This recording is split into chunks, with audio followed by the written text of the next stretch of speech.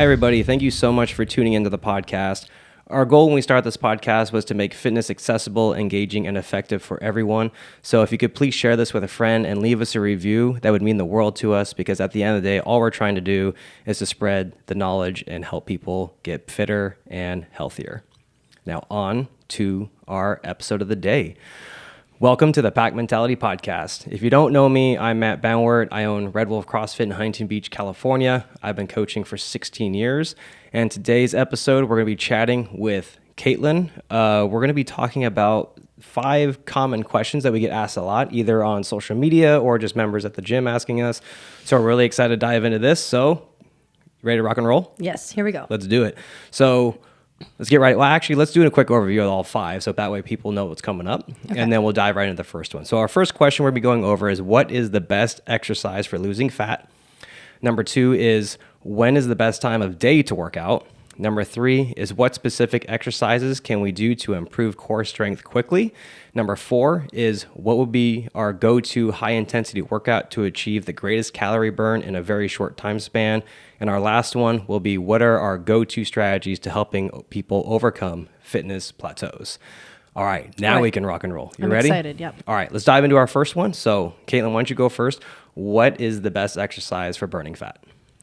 I don't think there's one specific exercise that is the best for burning fat, but what is the most important is resistance training or weight training, using some type of tool, either a dumbbell, barbell, bands, whatever, just to do some type of resistive exercises. That's what's most important as far as burning fat goes.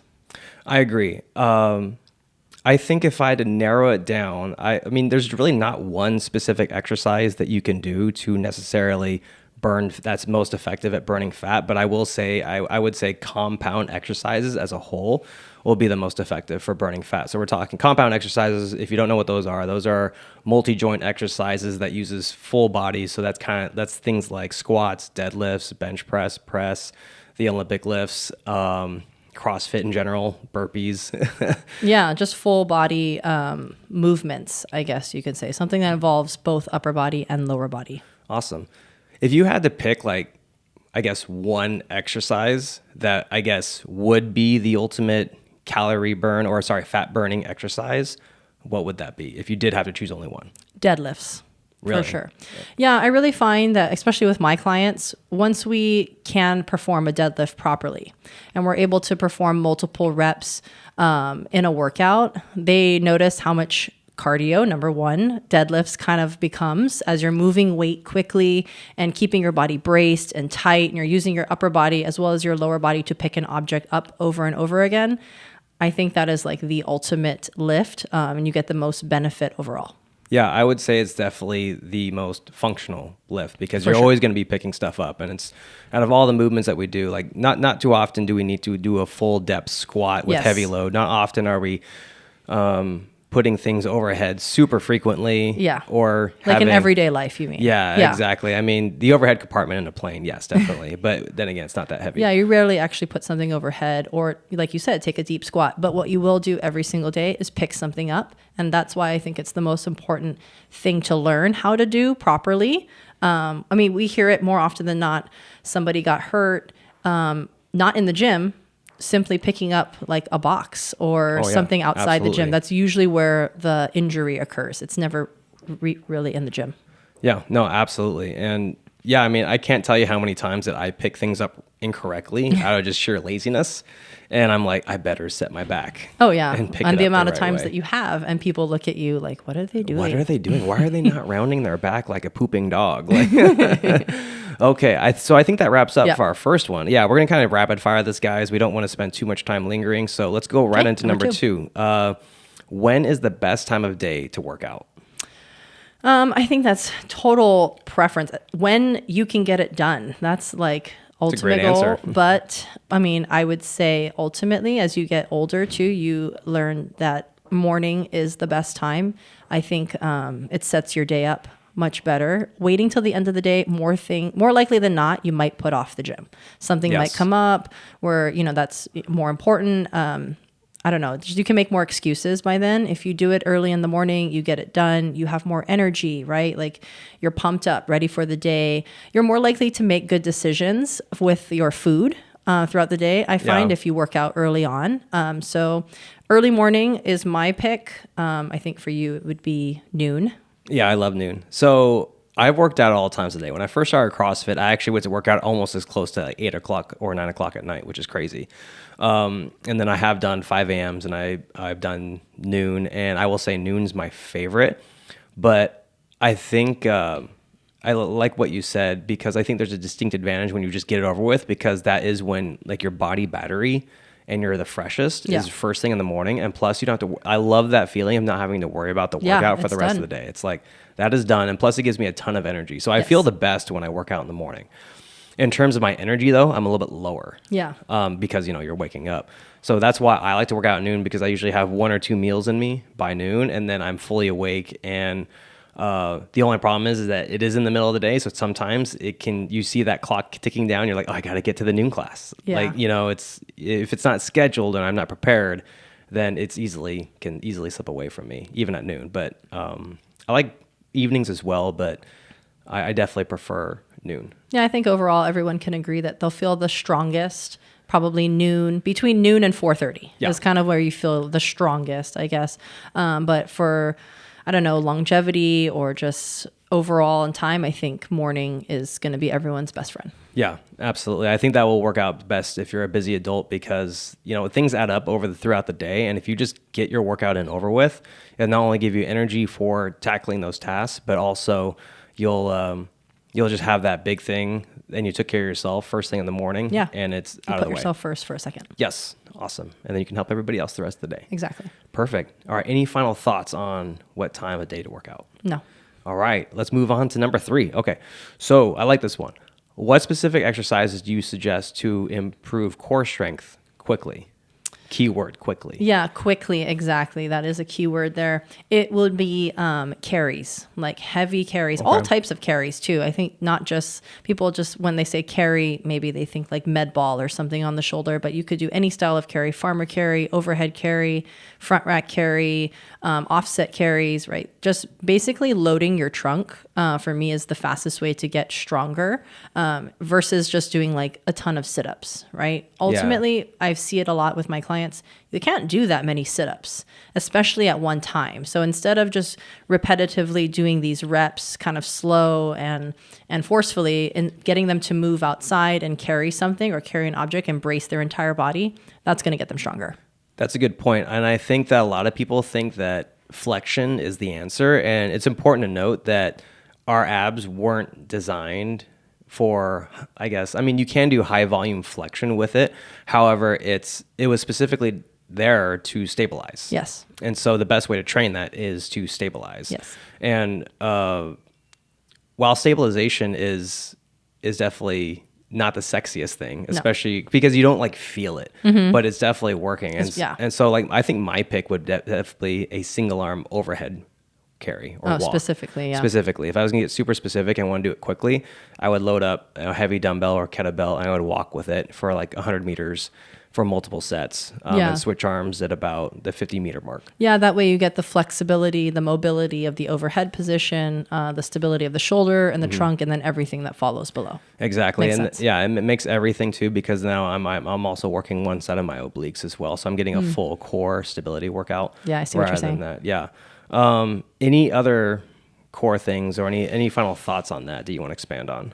No, I think just the basics. When people try to make, again, core work like really sexy and like try to like make it all fun and different, ultimately, like there's only so many movements that you can do to get stronger, and just stick with those. Because again, functional, I think that's why I said carries, like it's a very functional in life. And so getting stronger in just that stability position will get you stronger faster. Yeah, and I think it's important to note, just because you don't feel it in the abs when you're doing stability exercises doesn't mean that it's not working. For sure. Yeah, always. All right, cool. I think that wraps up our third one? Okay. Yeah, number 4. Moving on to number 4 already. Nice. I like how we're just pounding through this. This is fun. What would be your go-to high-intensity workout to achieve the greatest calorie burn in the short time span? For me, I like AMRAMs. I know for you it's going to be different, which is nice. But for me, AMRAMs, I think when I am short on time and I want the most calorie burn, I like to do an AMRAP, like a 20-minute, 30-minute AMRAP. Mentally, I don't have that lingering feeling of like, oh, I have to do 5 rounds for time or I have to do X amount of rounds. I just set myself a clock, and based on how I feel, which usually sucks in the beginning, very slow. But then as I get like 2-3 rounds in, I start to pick up the pace. And so that's why I like just kind of running for so much time and then just accumulating as many reps as I can. I don't have the pressure of hitting a target. I just have the goal of moving for time. Yeah, that's interesting because I am the opposite. Yeah. I cannot stand AMRAPs, and I'll tell you why. Because I will dog it. Yeah, I know. If you set a clock for 20 minutes, I will definitely like treat it as a run out the clock situation. Oh yeah, like you spend the first 5 minutes just walking around. Yeah, like I mean, especially, you know, we've all been there where we do like a 20-minute AMRAP and then you're 5 minutes in, but you think you're 10 minutes in, you look up at the clock and you're like, oh, okay. Yeah. Maybe I shouldn't have gone out that hot. And so, yeah, I that's the only reason I don't like the AMRAP is because I know mentally I just don't like, I won't push myself as hard unless I'm in a group setting. I like EMOMs personally. I like doing different exercises on the minute because I like that kind of that interval style of where I know I'm guaranteed to have a little bit of rest every minute. So I just have to go hard. So my favorite workout would definitely be a 30-minute EMOM with 3 separate movements that gives me anywhere between a 20 and a 15-second break on each one. So something that will push me and will have that lingering effect over my head. However, I know that all I have to do is focus on this 1 minute and then I can move on to the next minute and then just focus on that and just keep rotating through until 30 minutes is up. I think that's the most effective. Yeah. So it's just a preference thing based on like your mentality, I guess, because I don't mind EMOMs, but then it just makes me kind of push a little bit harder. Or sometimes I program an EMOM and then it ends up being too easy. And then I feel like I'm waiting around a lot. So then I turn it into an AMRAP. Okay. So ultimately, I guess it just depends on your mindset. Yeah, it really depends on what pushes you harder because at the end of the day, it has to be an aggressive workout. You won't get an effective calorie burn in a short amount of time without max amount of effort. So you have to figure out what is the thing that pushes you. It's going to push you. Yeah, Yeah. something that kind of like gives you a little bit of anxiety that, you know, there's like a tiger in the bush that pushes you to get the work done. Yeah, because I think as people start to train more, they realize you don't burn that many calories working out. Like even when you go really, really hard in the gym for 20 minutes, you maybe burn 300 calories, 400 calories. And we've been posting about this in our tips. I posted about jump rope the other day. You know, when you jump rope for 1 minute, you generally burn about 10 to 12 calories. In 1 minute. And like we'll warm up for 30 seconds with jump rope and people are like, oh, tired already, you know? And it's just, it was only 30 seconds. You probably burned 5 calories. You probably burned 5 calories. So again, it's intensity and what you can handle in that mental state and for the amount of time. Awesome. Any final closing thoughts? No, last on that one. Okay, last one, number 5. All right, and then we'll wrap things up. So what are your go-to strategies for helping someone overcome fitness plateaus? Oh gosh, fitness plateaus. You know, they come and go always. Just staying on a program, I think, is really important. That kind of will get you through lulls and plateaus, knowing what the next program is or what the next cycle of training is going to be. That kind of keeps you on track, I think. For me, when I really plateau, it's going to sound silly, but it's an honest answer. I buy like one new attire, like one new workout pants or shoes or something like that to like kind of like get me remotivated to get back in the gym and like, you know, want to wear it or whatever. But it kind of gives me that little bit of motivation to like get out of that plateau, refocus, okay, get my food right, all that kind of stuff. I like that. My go-to would be I would look at what's going on. If it was my client, I would look on what's going on with they're doing outside of the gym. So I would look at what their sleep, stress, and nutrition would look like first. So I would get those 3 dialed in. I won't go into the details of that. That's for another podcast. Yeah.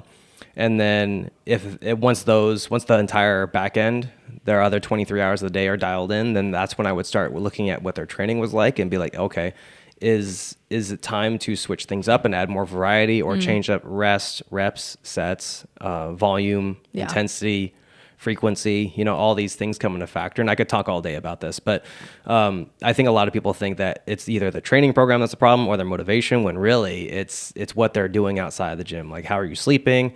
What's your nutrition look like? And, how's your stress management? Yeah, there's always something to work on. I think that's what people kind of don't think about all the time, is that you and I are constantly working and tweaking things here and there based on how our lifestyle is changing. I think we look back 5 years ago and we were talking about our nutrition. We used to eat totally different 5 years ago. Totally different. It's crazy. We thought we were super healthy.